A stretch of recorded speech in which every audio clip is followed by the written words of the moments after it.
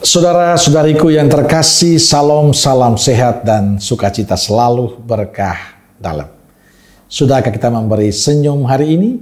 Rabu 23 Oktober 2024. Kita awali permenungan kita dengan tanda kemenangan Kristus. Dalam nama Bapa dan Putra dan Roh Kudus. Amin. Permenungan kita diambil dari Injil Lukas bab 12 ayat 39 sampai 48. Tetapi ketahuilah ini, jika tuan rumah tahu pukul berapa pencuri akan datang, ia tidak akan membiarkan rumahnya dibongkar. Hendaklah kamu juga siap sedia, karena Anak Manusia datang pada saat yang tidak kamu sangkakan. Kata Petrus, Tuhan, kamikah yang engkau maksudkan dengan perumpamaan itu? Atau juga semua orang? Jawab Tuhan.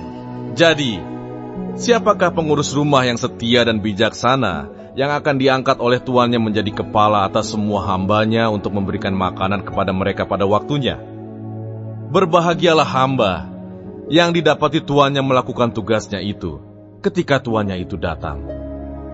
Aku berkata kepadamu, sesungguhnya tuannya itu akan mengangkat dia menjadi pengawas segala miliknya. Akan tetapi, jikalau hamba itu jahat dan berkata di dalam hatinya, Tuanku tidak datang-datang, lalu ia mulai memukul hamba-hamba laki-laki dan hamba-hamba perempuan dan makan minum dan mabuk, maka tuan hamba itu akan datang pada hari yang tidak disangkakannya dan pada saat yang tidak diketahuinya dan akan membunuh dia dan membuat dia senasib dengan orang-orang yang tidak setia. Adapun hamba yang tahu akan kehendak tuannya, tetapi yang tidak mengadakan persiapan atau tidak melakukan apa yang dikehendaki tuannya, ia akan menerima banyak pukulan.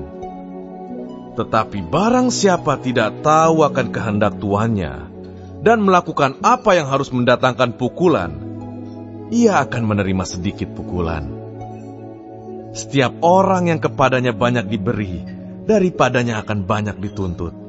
Dan kepada siapa yang banyak dipercayakan, daripadanya akan lebih banyak lagi dituntut.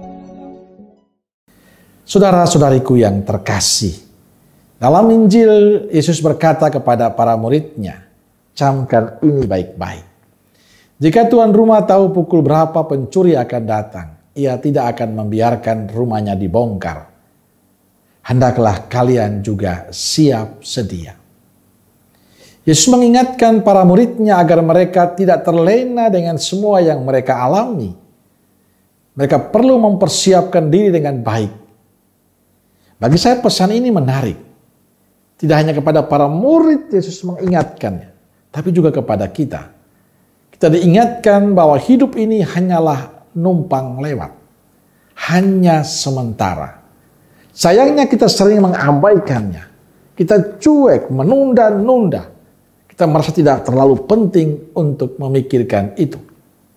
Kita baru menyesal bila semuanya sudah terjadi.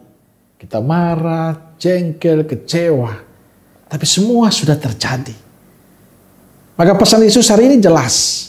Kita harus siap sedia, harus berjaga-jaga. Karena kematian kita tidak hanya bisa tidak kita pikirkan, semua bisa terjadi tanpa kita duga. Tuhanlah yang menentukan semuanya itu. Cara kita berjaga-jaga adalah mendekatkan diri dengan Tuhan. Menghidupi cara Tuhan dalam kehidupan kita. Menjadi orang baik dan berkenan di hadapan Tuhan dan sesama. Saya meyakini, itu cara yang terbaik yang bisa kita lakukan saat ini, di saat kita masih hidup. Itulah yang selalu didoakan Tuhan Yesus agar kita selalu bersama Dia dalam perjamuan abadi. Saudaraku terkasih, saya yakin kita ingin pada saatnya mengalami perjamuan bersama Bapa di surga.